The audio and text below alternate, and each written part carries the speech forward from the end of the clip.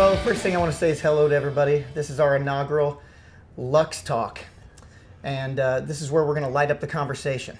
Yes, sir. So I'm Zeke Cernea. I'm here with Alexander O'Neill. Yes, sir. Can I call you Alex? Yes, sir. All right, thank by all you. means, please do. And what I want you to do right here at the beginning is give us a brief history of Luxe Stogie Company from the perspective of its history as a business, and then also a little bit about yourself and your family and how you got to this venture. Sure. Luxe Stogie, I founded it on the mobile side back in 2022 in September. The dream was to actually have a brick and mortar store, but I knew, I know this town well enough to know that it likes to support from the beginning on up. So they wanted to see you grow. So started on, that was my wife. My wife's decision. She kind of kicked me out into the mold. She goes, "You're going to do it this way, and we'll go from there." So she was right. She was definitely right. But started that. That went very well. Then June of 2023, took possession of this portion of the building. And middle of June, June 14th of 2023, we opened Luxe Stogie Cigar Lounge here in Quincy, Illinois. My wife and I have been married now for almost 20 years. We're getting ready to hit our 20-year anniversary. Congratulations. Thank you. Gorgeous woman, and I wouldn't be where I am today without her. I mean, she's just an amazing woman, and the saying behind every great man is a great woman, that's true. That is true. Wow. I mean, I can't say enough good things about her. You've got to. That's funny. We have that in common because I'm coming up on my 20th wedding anniversary. Awesome. So I've been married for 19 years, and again, absolutely. Anything that I've done, whether it be business or personal, like when you have someone that truly has your back and wants you to see you achieve your dreams, you can't beat that. No. That is wealth. That's true wealth Yes, right sir. there. If you've got that and you have your health, I think you have everything. A lot of fun things that we're going to talk about. Okay, we're going to talk about the mobile lounge. We're going to talk about the in-house lounge. We're going to talk about Luxe Stogie, but I'm chomping at the bit. I knew you would be. So I got to ask, what are we smoking today? We are going to smoke the My Father Le Bijou 1922, the 100-year anniversary. In the Lonsdale size, they only made 1,922 of these boxes to commemorate the year that he was born. Wow. So it's a full flavored cigar. Again, it's in the Lonsdale size. We're gonna, the notes are typically gonna be like dark chocolate, leather. There's gonna be some earth, some espresso, a little bit of spice. But I also want to say that every palate is different. So you may get different notes than I do. But it's the experience, it's the journey to go through that cigar and to understand that what I'm getting out of it isn't the same thing you're going to, but it's still a great experience. Right, exactly. It truly is. And it's something for us to talk about and share with each other. Yes. So to a degree, and so that it's approachable for a lot of people, this is a situation where there's not a right or wrong answer. Correct. Your Correct. palate is your palate. Yep. Just like whiskeys, bourbons, pizza, food, everything. Right. Everybody has differences of opinion when it comes to what is good to them. Cigars are no different. I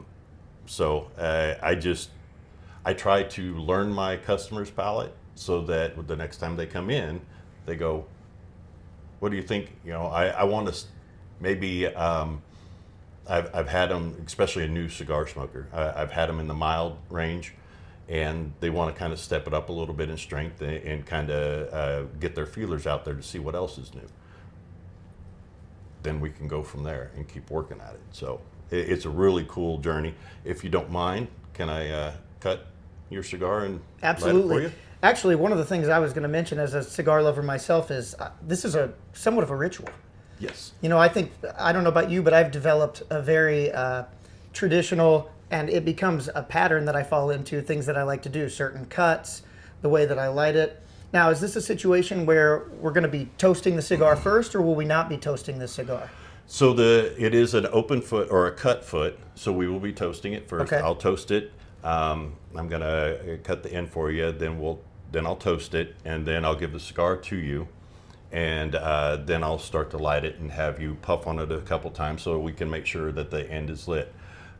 This is kind of one of those things that I like to provide to my customers. It's a service that some people scoff at. They're like, yeah, and that's fine. If you don't want me to touch your cigar, by all means, please let me know. But I want all my customers to feel special, like you see in the movies. Yes. You got somebody walks up, oh, sir, hello, sir, nice to see you. Can I cut and light your cigar for you?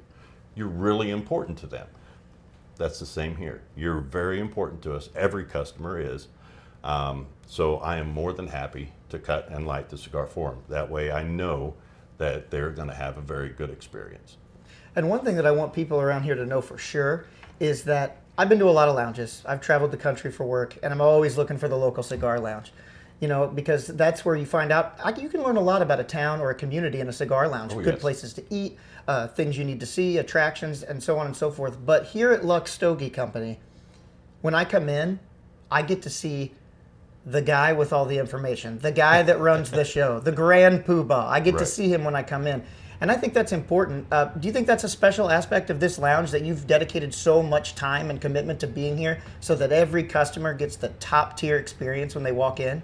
Yes, definitely. I mean, I want everybody to get out of a cigar the same thing that I do: the relaxation, the joy, the pleasure. There are so many flavors to experience, but then when you combine it with a very relaxing environment, people will be drawn. They'll make this a part of their week, their day. Some people, it is their day. If you've got a really stressful job, come in here, you spend 45 minutes to an hour and a half puffing on a really nice cigar and just having conversation with people. And you're just like, oh, I feel so relaxed. Mind you, I've also got a very comfortable couch. And I have had 3 or 4 people fall asleep on the couch. They've been that relaxed. You can name me by name. It's fine. All right? It's not a big deal. You can say, well, while you cut that, I'm going to mention, before I knock it over or do something crazy, I'm going to talk about my father's cigars. This is, and not everyone will be able to see it, but behind us here we have, their packaging is lovely. Like this box, the cedar box, it's painted white, and the labels on the cigars as well as the labels on the box, everything is very ornate. Lots of golds, lots of embossed, and lots of textures. If you get into the inside, it's got a nice wax papered ribbon that holds the cigars. So I'd say that my father, they're not playing around. They're not only trying to give you a good smoke, but they're trying to give you an experience from opening the package to being done. Yes, they want they want you to walk up. I mean, to be honest with you, you can look in a humidor. You're drawn to the eye for my father. I mean, they just go all out. A lot of companies do. Now, I can tell you, presentation is key for Americans. And there's a lot that if it complements the eye, they're going to be drawn to it. Right. And my father's has really kind of figured that marketing aspect out. They really have. Just beautiful. I mean, when you look at the boxes and you look at the presentation, that also tells you the cigar that's inside, they did the same with it. Right. I mean, they're not going to do all of this and then give you something that isn't going to be pleasurable and enjoyable to smoke. Right. Well, let's light these up. Man, I'm right. excited about it. Just beautiful. So the process of toasting the cigar is to get the tobacco inside warmed up.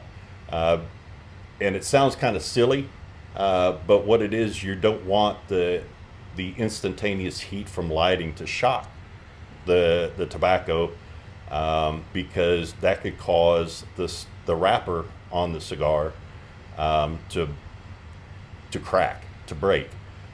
because the internal leaves are expanding so quickly that they break the wrapper. See, and that's good to know because I'll bet you there's been a lot of times where I've probably got in a little too close. Maybe I've been a little too aggressive with the end of my cigar and really just done a little more than I need to. Yep, and I'm the same way. All right, we are good to go. I'm the same way.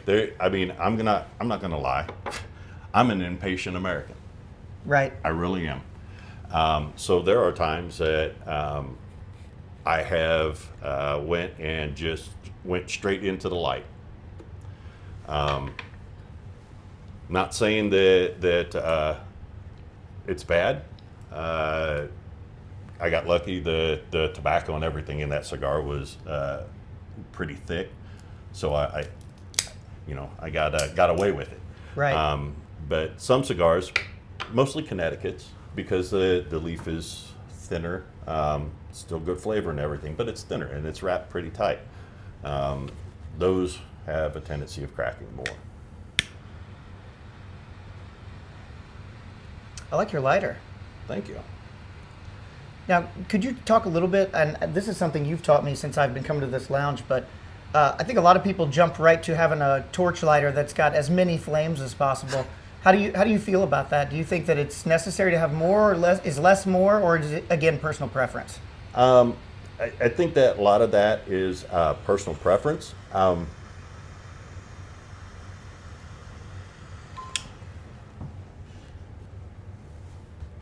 Definitely dark chocolate and leather right off the bat. So back to the torches. I will say for a bigger ring gauge cigar, the more torches the better. Okay. And we're typically at 4. I think somebody's toying around with 5.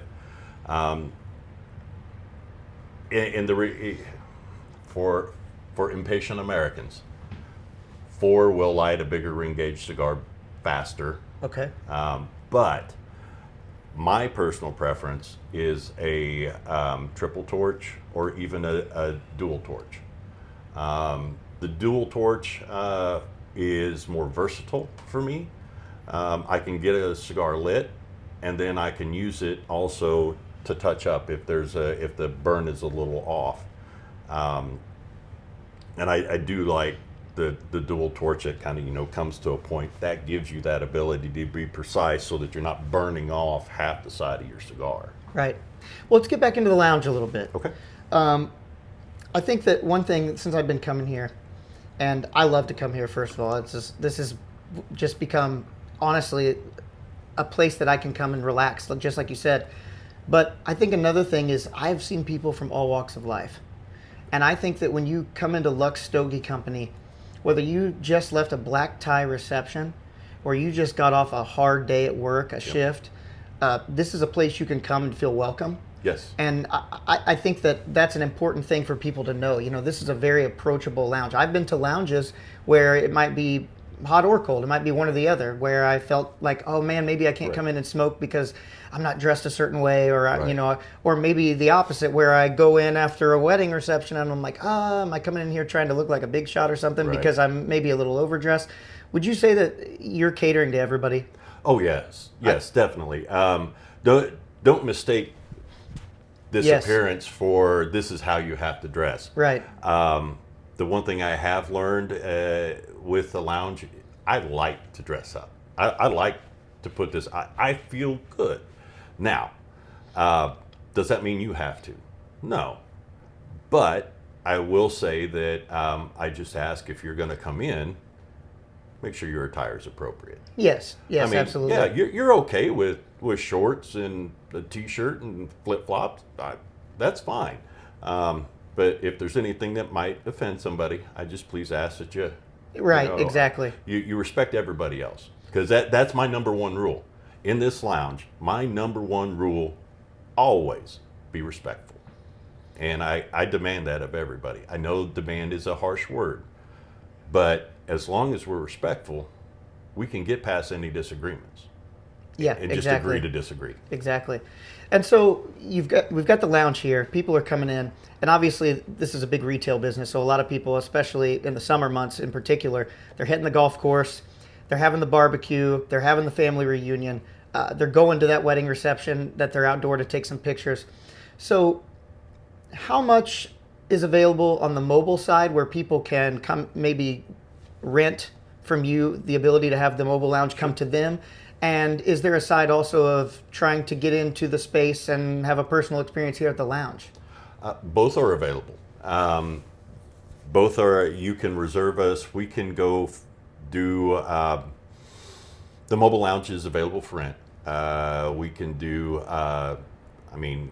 bachelor parties, wedding receptions, you name it. I've done a retirement party. One of my fellow mobile cigar lounge compatriots up in Peoria. This will tell you that a mobile cigar lounge can go to any event. I think they're on their 4th year at a mortician's convention. Oh, wow. That's interesting. So, cigar lounges can be anywhere. Right. It's just, if you think that you and your party goers would benefit from it, by all means, reach out. We'll be more than happy to talk to you.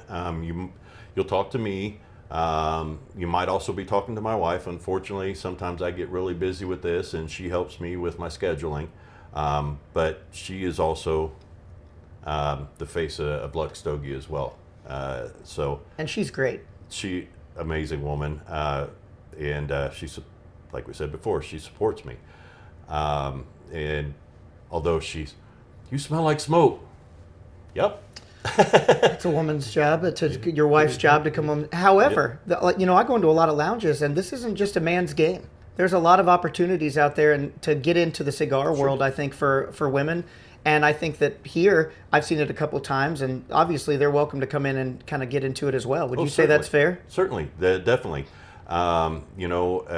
Kind of go back to the last question. The lounge is also available to rent for private parties, not during normal business hours, but you can always reach out, and I can always open up the lounge if needed, just for a short amount of time to pick up some sticks as well. But I forgot your last question. Well, I think I think where I was going with that too is, like, you've done a really good job with this business in getting out in our community. Yes. I'll give you an example. I went with my wife to the Makers Market down on the 6th Street Promenade, which is coming along great. Like, that's becoming a real center for people going or hosting events or just kind of getting out and cruising around and hitting some of the local businesses that are right there on the promenade. But also, I went, and I'm really glad that she had invited some of her friends as well, because I ran into the mobile lounge.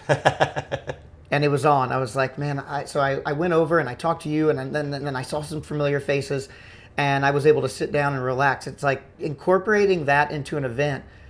It became even more of an experience having you guys there, seeing you there. So talk a little bit about maybe not just that event, but other things that you've been involved with here in the community, and if that's something that you enjoy and you'll see yourself doing in the future. Oh, definitely. My inaugural event for Luxe Stogie Mobile Cigar Lounge was out at Point Divine. Was set up out there, and just a phenomenal response.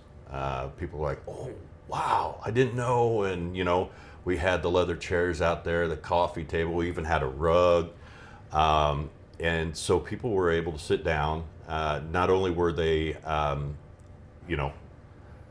kind of jokingly like to refer to myself as Daddy Daycare. The ladies want to go shopping, and the husband's like, send them to Luxe Stogie. I like that, Daddy Daycare. Husband can come over, can grab a cigar, sit down, relax, while the wife does what makes her happy. I've done that. We've been here for Mayfest down here on York Street, the same with Oktoberfest. I've set up for a 40th, a retirement party at a gentleman's house. I had the whole lounge set up there and the humidors and the whole nine. So I do what I can to help support the community. Um, and unfortunately, I'm asked for donations quite a bit. And just starting out, I just want to apologize to everybody if I haven't got back to you. Uh, I've started. I'm just starting. Right. I'm not there yet. Once I'm there, then everybody, and I mean everybody, will be considered. But right now, we have to do what we can to make this grow. Well, you're providing a service right now so that you can be of service later. Yes, Definitely. I think that's a fair assessment. And just being present and being part of the community and getting into events, like Oktoberfest, you were a hit down here. From what I heard, I was out of town on work, but from what I heard, there was every other person on the block had a cigar in their hand, from what I heard. I was just taken aback. I really was. At the beginning of December, my wife and I went to the Cigar Heritage Festival in Ybor City, Tampa, Florida. And I expected everybody and their brother to be puffing on a cigar, walking around. But there were more people here at Oktoberfest Wow. smoking cigars than were at the Cigar Heritage Festival. So I'm really glad you mentioned the Cigar Heritage Festival, because one of the things that I talk to people here at Luxe Stogie Company is that you don't just sell cigars. No. You embraced and engulfed yourself in cigar culture. Yes. You educated yourself clearly, and you've also made relationships in the cigar community, in the cigar world. Right. So if you could talk a little bit about that, I think that's really interesting. How does somebody really get into cigars at the next level? How did you find yourself learning and educating yourself? And when you walked into that world of cigar education, did you realize how much there was to learn? Did you think you knew more than you actually knew? I still, to this day, know very little in comparison. Honestly, I got my first cigar when I was deployed in the Marine Corps, and thoroughly enjoyed it. I mean, I was just like, all right, all the crap that I'm going through, this made it worth it, made it okay. Unfortunately, they weren't readily accessible. I mean, there's not a cigar lounge on a United States Navy vessel, so kind of had to stick with what I had at the time, but thoroughly enjoyed it. It piqued my interest. Then I received a couple more when I was in the Army, and then I was like, okay, so I started. It was let's see, I was in Kuwait when I got them, and then I re-enlisted to go to U.S. Army NATO in the Netherlands. Then that's when things started to change. I started to buy the occasional cigar and talk to as best I could. Yes, English is spoke in the Netherlands, but it's not their predominant language. So there was kind of some language barriers sometimes, but I tried to talk to the shopkeep, the cigar shop owner and whatnot. And they have, over in Europe and Cuba, you have Cuban cigars. Everything else they call New Age, or I'm sorry, New World. And so, yes, I've smoked some Cuban cigars. For my palate so far, the ones that I've had are just not my cup of tea. I'm not saying that they're bad, just not my palate. That's somebody else's. But that started, some of that I started doing some research then, with Google, and there's a lot of stuff to learn out there. Especially, it's not just the reading. I mean, when they say a picture is 1,000 words, it's like the night that I showed you the picture of all the Polones for Perdomo. I could tell you all day long they've got 40 Polones, and each Polone is 6,000 pounds of tobacco. You're like, oh, okay. But then when I show you a picture, you're like, holy crap. It really did. In fact, it made me realize that, like a lot of other things, and I kind of will go to spirits, whether it be distilling spirits or even brewing beer, it's an art. These people have passed down, generations have passed down knowledge, and it's like they're still trying to get it. They're always looking for their taste. Kind of like a musician's always looking for their sound, or Right. you know, that's what makes it really cool, is that they're still chomping at the bit. They're still looking for it. They're still trying to catch it. Yep. You know, and when they do think they catch it, they probably release it and try to catch it again. Right. You know. So you mentioned something interesting when you were talking about that, which is that thank you for your service. Oh, And you it's know, definitely my honor. that is something that can't be overstated. And it brings me to an important point, which is that this is a veteran-owned business. Yes, sir.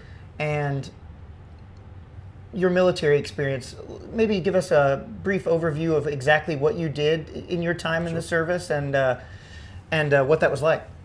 So, from 1992 to 1996, I was in the United States Marine Corps Landing Support Specialist. We did, our main training was for amphibious assault operations, but when not in combat, we did external helo lifts. We're a logistics unit, so we moved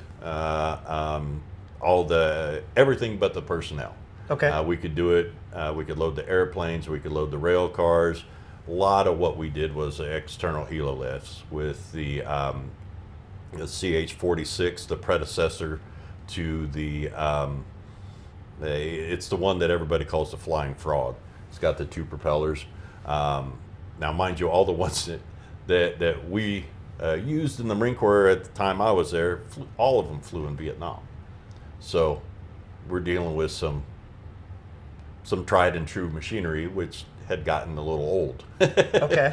But you know, we used those. We also did some external helo lifts with the CH-53 Echoes.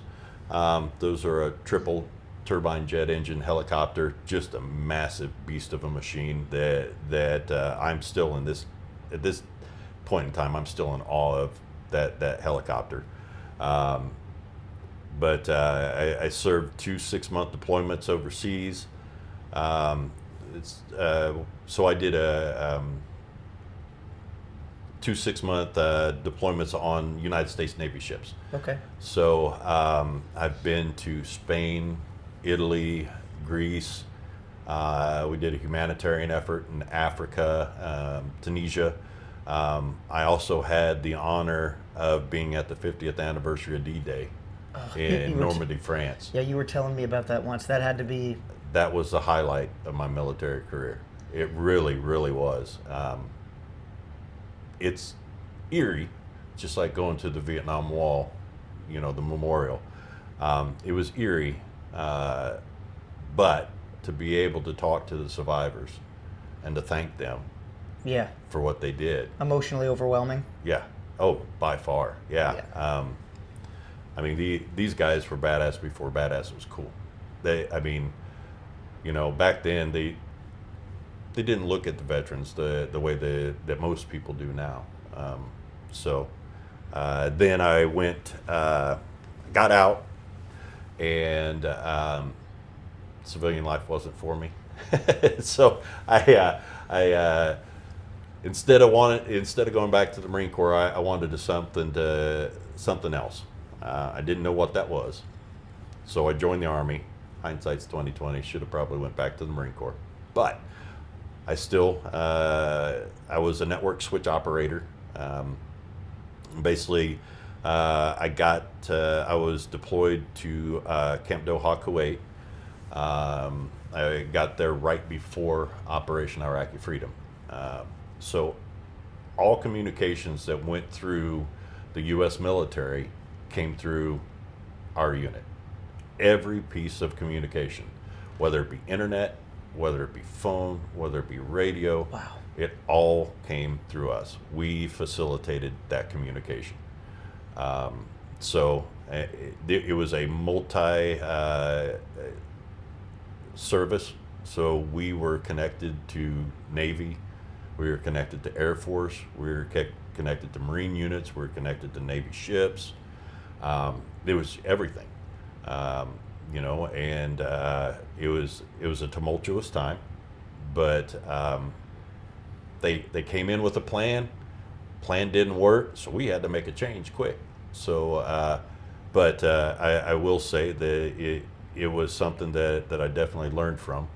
You know, even the best laid plans, you're going to have to, you know, adapt and overcome. That was something that the Marine Corps also taught me. Yeah, you're going to have to adapt. You're going to have to change something and overcome it to get to your final goal. Well, I'm in awe of that, and again, thank you for your service. And it's Definitely just my honor. That's overwhelming. I love hearing people's stories. I come from a family. My father and stepfather were both military. My younger brother is now. My grandpa was in World War II. Awesome. He guarded prisoners on a naval ship up near Alaska. So again, thank you so much for that. And I think that that's an important part of this business is people knowing that they're not just supporting a local business, they're supporting someone that contributed to their freedom and their ability to sit down and smoke a cigar. So I think on that note, maybe a quick cheers here. So let's talk a little bit about this cigar. I'm going to tell you what I'm getting and see what you think. One thing I really like about this is, and I'm quick to say this a lot, I kind of fall back on it, I think it might just be my palate, but this is really earthy. For me, the Le Bijou, and the 22 in particular, it's earthy, and then also the wrapper has a really interesting taste that mixes with it. Now, what is the wrapper and what are the fillers in this? To be honest with you, I'm not sure. Well, it tastes, it's robust, but it's also smooth. Yes. I think that actually someone that wasn't into someone might call a heavy cigar or, a strong smoke, I think it's middle of the road. I'm definitely getting some leather, not a lot of pepper or anything like that. It's pretty smooth, some cream. It's definitely got a little bit of a creaminess to it. There's definitely that leather is very solid. So far, it's been, in my opinion, the predominant note. And I can tell with the construction, if you look at the burn, although it's not just completely solid, that line is tight. That tells you that the person that was bunching and rolling the cigar knew what they were doing. That's also one of the reasons why when you come here, I try to help light the cigar. Right. Because one of the easiest ways to ruin somebody's experience is for the cigar not to be lit properly. If it burns at an angle or burns off, the flavors change. And then all of a sudden people are like, oh, this is horrible. Your cigar's not burning right. Whether it was a human error in the bunching and rolling process, or whether it was the human error in the lighting process, having it lit properly to start off with is the key to the beginning of a good cigar. Well, and for anyone watching, I just opened the door for another good conversation to have. Now, with the Le Bijou 22, one thing I've noticed about it is I left my ash for a little bit the first time, and then I put it into the tray. And then the next one, I forgot that this one's a little thinner, and I lost a little to the floor, little cigar lounge faux pas. But it's okay to relight a cigar. Yes. It's okay to touch it up and kind of get things back where it is. Because I think sometimes, early on, I had a couple people tell me, like, oh, if it's not perfectly even, and if you relight I think it's okay to do that, correct? Oh, definitely. Like the burns a little much on, a little off on this side. I just hit it. Now, mind you, I would probably have preferred to have like your lighter instead of this thing. Now, which I got here at Luxe Stogie. Thank you. Yep, I've had mine for about a year and a half and really like using it. So typically, with the smaller ring gauge, when we say ring gauge, we mean the diameter of the cigar. Typically, with the smaller ring gauge cigars, the ash doesn't stick. It doesn't stay on as well. And it's kind of something you have to be careful of. Now, we would prefer that the ash goes in the ashtray. Of course. But being that I'm a cigar smoker, I have sometimes had conversations and been talking and lost track and ashed on the floor or on myself. Right. I'm going to keep the floors as solid wood or the concrete for that reason. Right. Accidents happen. Now, if you're one of those people that likes to ash all over yourself, we may have to have a conversation about it and Yes. try to avoid that from continuing to happen. But just be conscious of it. I mean, it happens. Everybody gets in a good conversation and forgets, and then. And it's different per cigar. It is. Oh, yeah. It's really like recently you kind of got me into Lanceros. And so that's kind of an adjustment I made a little bit. Was I was like, oh, okay, well, this is something that I am going to reach to the ashtray a little bit more. Whereas maybe with something like that's a little like a a Rothschild or a Maduro that's maybe a little shorter, a little thicker, like a nub double Maduro, Right. Or even I like the Arturo Fuente Gran Reserva, the Rothschild. Mm-hmm. That's not a real long cigar. But there are a lot of times where I look down and I've got 1.5 inches of ash and it's still tight, and even if I want to tap it, it Right. won't come off a little bit. Yeah, and don't force the ash, because you got to also understand that the ash is there as an insulation. Okay. It's there to keep your cherry hot. That's in there. So now, if you're one of those people that likes to really cheap on a cigar and you're not giving it a chance to cool down, that's fine. You ash all you want. Right. But for most of us that are really trying to sit here and enjoy the experience, that ash is meant as an insulator to keep that cherry warm so it doesn't go out on you. But I try anywhere between 1/2 inch to 1 inch to put the ash out. If it doesn't want to come out, don't force it. Right. Whenever you sit there and hitting it really hard, you start causing cracks in the wrapper, and it could cause the wrapper to crack. So just give it its time, or if you just have to, just lightly rub it around the edge of the ashtray, Yes. and just knocks it off, and little tap, get the loose stuff off. Kind of and go avoids back at it. compromising that middle part of that cherry too that's on the Yes. end of the cigar. Yes.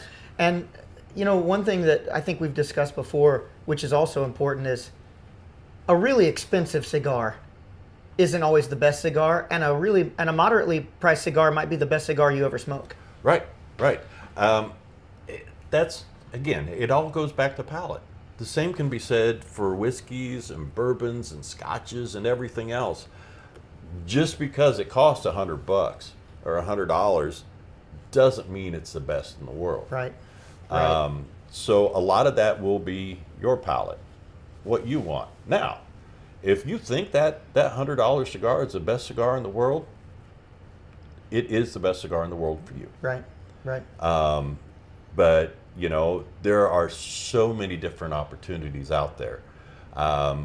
There's cigars that run the gamut in pricing. You've got $3, $4, $8, $7, $10, $12. I mean, there is no dollar that's not hit in there. So what I always recommend is trying.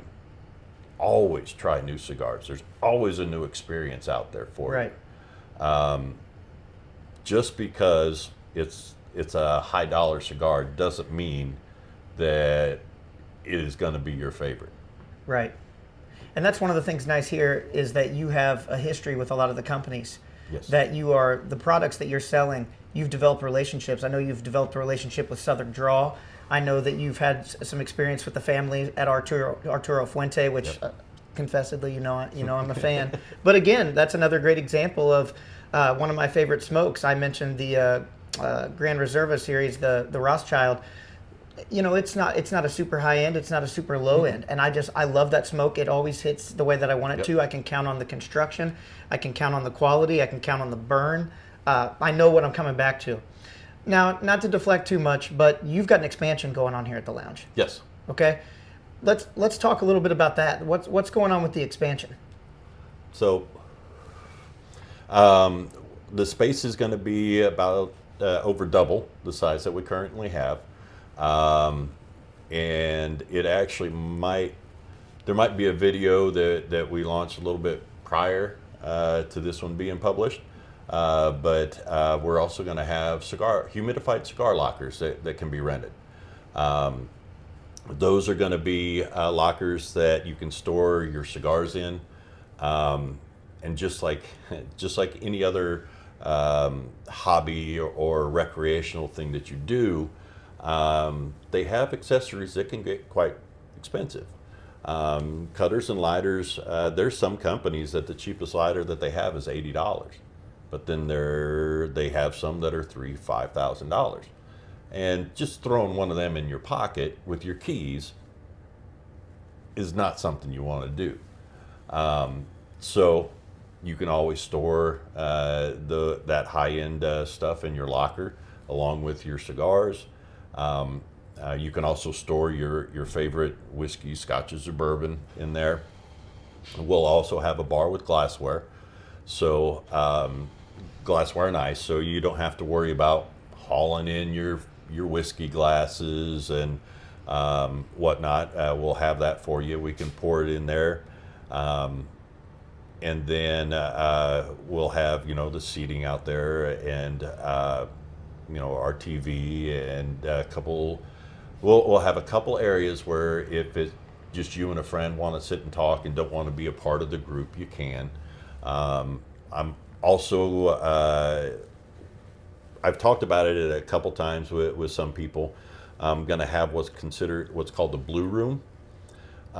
This is going to be, it's not an actual room per se. It's going to be kind of one of those things that we can take up and tear down as needed. But it's to give back to our community. So it's for our veterans, our first responders, law enforcement, and whatnot. What it's going to entail, we'll have a chair. I've already got the chair. It's a recliner. It's got heat and massage. And we'll have a room divider that we'll put up. All you have to do is come in and just ask for the Blue Room. That's after the expansion is done. Right now, we currently don't have the room for it. But after that expansion is done, you just ask to use the Blue Room. We'll get her set up for you. It'll have Bluetooth noise canceling headphones in there. And what it's for is veterans, and I mean, all of it, law enforcement, first responders, they see things every day that the rest of us don't. They see the worst things that our society has to offer. And they're supposed to go home to their families and be okay with what they've seen. And I'm here to tell you, it's not easy to get through. But what I'm hoping is that the Blue Room will be another tool in their toolbox that they can use. They can come here, put the Bluetooth noise canceling headphones on, we'll close it off, and they can sit in there, enjoy their cigar, be able to compartmentalize what has happened, and then be able to go home to their families and be that mother, father that their children and grandchildren need. That's very respectable, and it's a great idea too. Thank you. I know, for me, a lot of times we're saturated in headlines, and we see lots of things on the news. But for me personally, not having one of those jobs, like I said, I mentioned earlier, my brother, after he was military, he's in law enforcement, and to me, some of those horror stories are a headline I read once a week. But for those guys and women, those headlines can be every day, and it's not just a headline; it's right in their face. Yep. And Exactly. One day builds off the other. So to have an opportunity to sit down and really embrace relaxation, and do it in a way where the people around you are going to know, like, hey, this guy's a little off limits right now. Yep. Like they need some time. They need some time to sit here. Another thing that's really cool about the expansion is you're in you can't tell from this video, but you're on the Dix Brothers Brewery campus. Yes. And you're in, for lack of a better term, I would say an old car garage or a mechanic shop of sorts, right? It's the original carriage house for the brewery. Okay. And then after the horse and buggy came the Model T. Then this became the garage that housed their Model Ts, and they worked on them. But yeah, this is the original carriage house for Dick Brothers Brewery. That's amazing. Well, and we've talked about it before. I love when I pull up and I park here, the rich history of Quincy and the experience starts right away. I've mentioned before, you get out of your vehicle and you look up and you're surrounded by beautiful like history, architecture, brick buildings in a way that, to be frank, maybe aren't built to the same standard that they are now. Like a lot of slow, done by hand, everything, every detail thought about. So there's a lot of architecture here around you as well. So you picked a really interesting location because it's not just a really cool location, but it's something that when you mention this campus here at the old brewery, just about everyone in the area is at least a little familiar with what that looks like. Right. Before I launched on the mobile side, my wife and I were driving around town, and she mentioned coming down here. We did look at this building on the outside. At the time, we had no clue who the owner of the building was. And my wife is, she was born and raised here, so she knows a lot of people, asked around, kind of figured out who owned it, and basically everybody said, no, he's got plans. So we were like, okay, fine. So I went ahead and launched on the mobile side, and had done a few events, even did two events for the 626 Whiskey Club on Main Street. Oh, cool. They were having a cigar whiskey blend tasting. So it was either 8 or 10, like there's 4 or 5 bottles one night, and then 4 or 5 bottles the next night. Those whiskeys were actually blended to pair with cigars.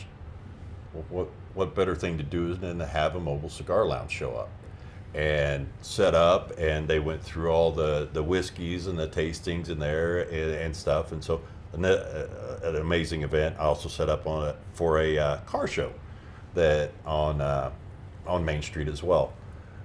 So yeah, there's a lot that we can sit there and go through and talk about, but I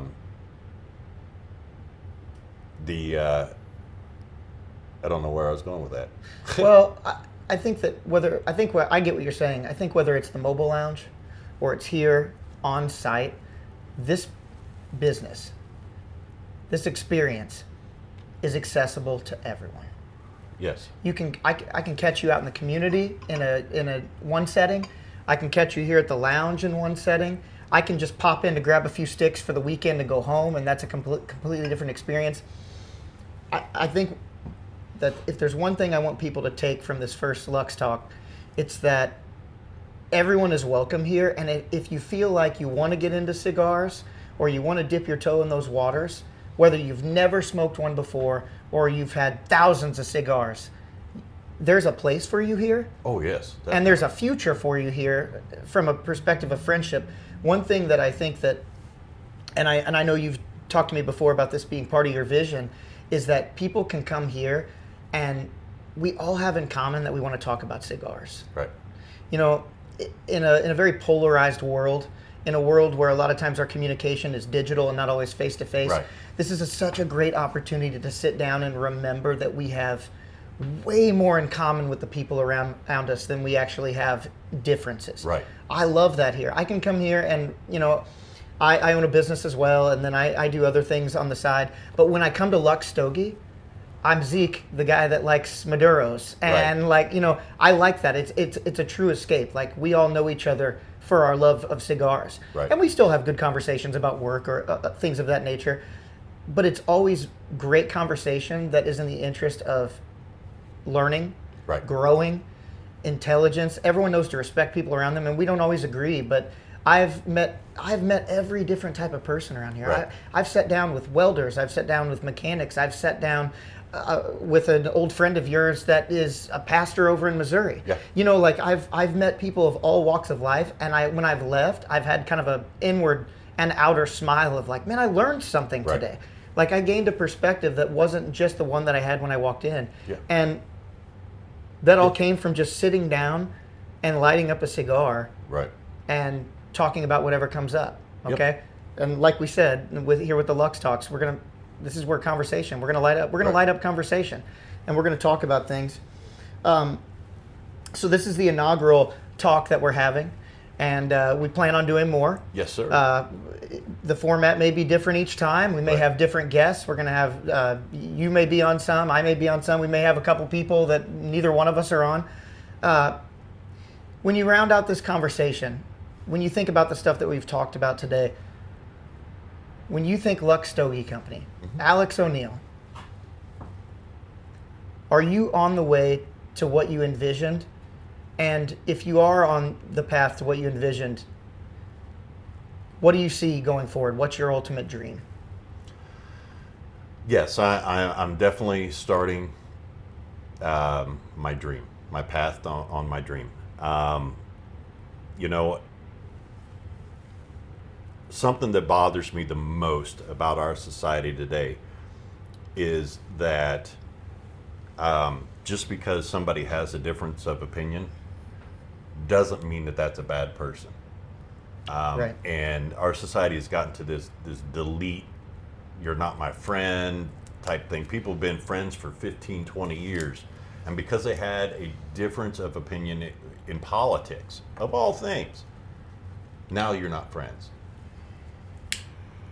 I want to get us back to the time when we could talk to each other, still have differences of opinion, and still be friends.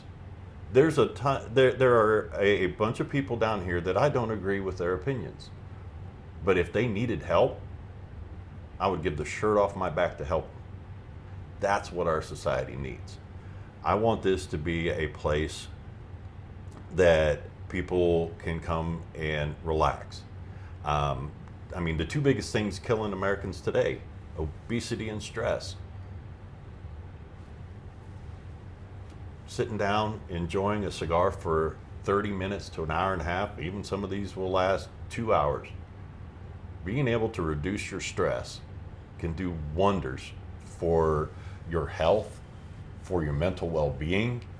And then, although we're in this digital world, human beings are not digital people. We're social creatures. We're a social creature, and trust me, it's hard for it's hard for a lot of veterans to be social, and I know I'm a social being because when I get to kind of cooping myself up being a hermit, I'm just not. I don't feel good. So when I can be around people and have conversations, and I'm a fixer. Most men are. So if you're having a bad day, and it's kind of like the bar, being the bartender. I've heard some stories, and if you don't want my opinion, don't ask because I'll give it. Yeah. But I want everybody to feel comfortable. My ultimate goal, and I do want to say a big thank you, out to Brett, the owner of the building. He actually was the one that approached me during Mayfest. Brett Austin. Yes. He goes, "Hey, we need to talk." Mind you, he did that to me like 3 or 4 times during the event, and I'm like, finally I was like, what do we need to talk about? Because I was like, what did I do? He goes, have you thought about brick and mortar? Oh, well, yeah, that's my ultimate dream. In my mind, it was 3 to 5 years down the road, not, a year in. And I was like, well, yeah. And I'm like, where are you thinking? He pointed right over here. So, I owe a huge debt of gratitude to Brett Austin for seeing my vision and embracing it and bringing me into this space so that I can achieve my ultimate goal. I hope to someday,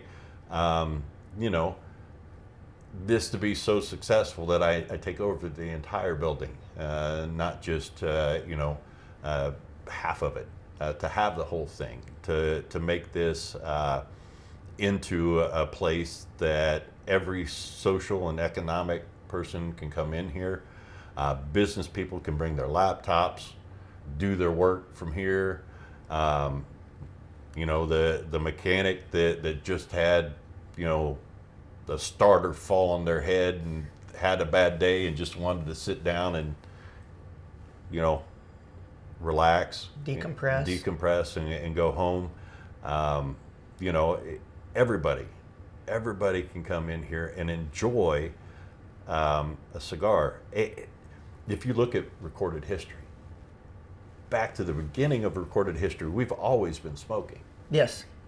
And unfortunately, with cigarettes, people have been, the education for smoking is that smoking is bad for you. And I'm not going to tell you there's no, you know, there's nothing that's going to happen. Right. There's an inherent risk to everything. But you don't inhale a cigar. There are not pesticides, carcinogens, there's not fiberglass, there's not insulation, there's not metals, there's nothing put into a premium hand-rolled cigar, unlike there is cigarettes. Right. You know, so that's my education piece, is to open up people's eyes to enjoying a cigar. You're not inhaling it into your lungs. If you do, you'll know, because it hurts. It'll wake you up. It'll wake you up. But you can enjoy a cigar. You can enjoy, I mean, the FDA did their study. Go to the FDA's website. Check it out. In layman's terms, they said four cigars or less, negligible effects, because you don't inhale. You still get some of the nicotine from the cigars. And the reason why inhaling a cigar hurts so much is because it's 10 times stronger than a cigarette. So you're getting 10 times the nicotine in one puff, and right. you're going, that hurts. So yeah, you get some through your saliva, but you know, it's not like you've got it directly into your lungs causing damage. But these are all natural, nothing added, and you're able to experience the love that this manufacturer has of the blending process, which we'll get into in some other videos, because the whole process of coming up with one cigar, as you know, is a very lengthy one. That's another hour talk. Yes. Just the construction of the cigar and what wrapper they go with and what fillers they decide to use and what ring gauge and what length it is, because that changes. You know, the same tobaccos can be rolled differently and put in a different size, and then all of a sudden we've got a completely different experience going. Yep, and you know, we're gonna, ultimately, I would love to take over this whole building, to have a 24-hour lounge that customers can come into any time of the day or night. Now, mind you, I won't be here 24 hours a day. Right. But you will need to sleep at times. yes, I'll need to sleep sometimes. But you know, I want everybody to know that this is a relaxing, safe place. They can come here, and you know, if they gotta get something off their chest, fine. But I want them to be able to come and relax, and just have those conversations with people, to know that you're not alone. No, you're not. We're all going through it. Yeah, absolutely, and that comes back to, we have a lot more in common than we have in differences. And Yep. so let's do some final tasting notes on the Le Bijou 1922 from My Father Cigars. For anyone wondering, because we'll have someone asking us, is what did we pair it with drink-wise? We're doing a Woodford Double Oaked. Yes. What did you think of that? Bringing in a little, just a touch of whiskey, not drinking heavily, but kind of just getting some flavors on the tongue and then mixing it with the cigar. You know, being able to, typically people don't pair their whiskeys and whatnot with their cigars right away. Right. It's kind of the next step in the evolution of enjoying a cigar or enjoying a spirit.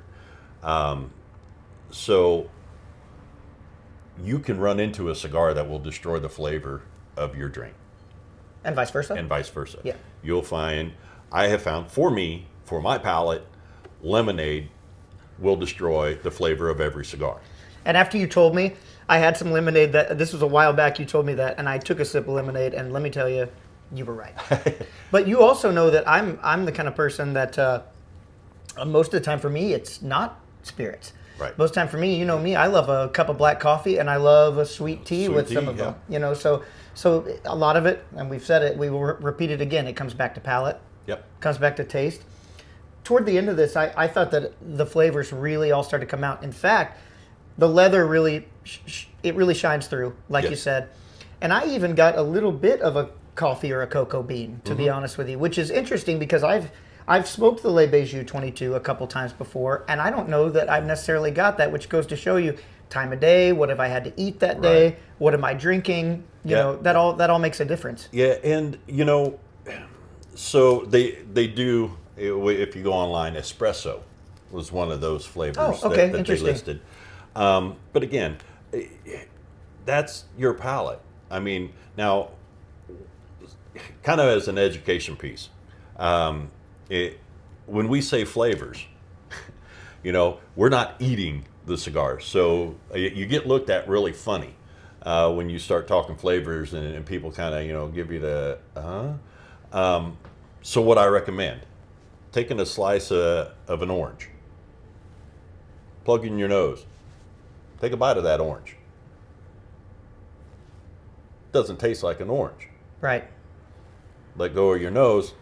Wow, the flavor's back. Same concept. Our brains translate aromas into flavors, into taste. So when we start talking flavors, it's really more aromas. What our palate, because a lot of you have more olfactory nerves than you do taste. So our brains translate it into flavor, but that's not real. Right. That's just how we're trying to communicate what we're getting. It's more of, although we say espresso, it might just be coffee. We say dark chocolate, it really might just be a different flavor of coffee. Our brain is just saying it's dark chocolate. Right. So it's all And texture. individual. Yes. You know, earlier when I said creamy, that's kind of just the way it sits on my tongue or the way it touches the palate or the roof of my mouth. That's kind of that. And I think that's why you'll hear a lot of people say, oh, I'm getting a hint of this. Right. Because how many times have we been sitting in here and I'll try to explain something to you and I'll go, you know, it's this, it's that, and then I'll just go, because I can't quite find it. Right. You know, and Right. that's kind of the journey and that's kind of the excitement is trying to pinpoint Right. those little notes and those little flavors and those little nuances that you're just trying to find it, you Right. know, and that's what makes it fun. It's fun. Sometimes it can be frustrating. I mean, don't get me wrong. I was struggling with this one flavor in the Jacob's Ladder.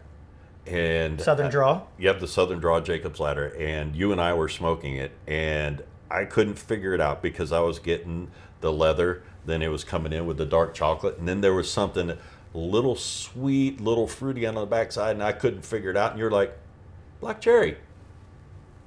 And there it was. You know, and I was like, I'm the expert. But that's not really, I'm not the expert. I'm Compared to just me, you are the expert, though. I'm just here to guide you in your journey. But that's the whole point of it. If there's flavors in a cigar that you're not finding, maybe getting a friend, smoking that cigar with them, or one of the things that you know, I hate to do it, but I still say it. Go to YouTube. Mm-hmm. Find a cigar review of the cigar you're getting ready to smoke. There's multiple. 9 times out of 10, there's going to be a ton of different reviewers, and they'll start talking flavors, and then you can go, that's what that is. But I would actually recommend that you come down here and do that. Right. You know, sit down with us.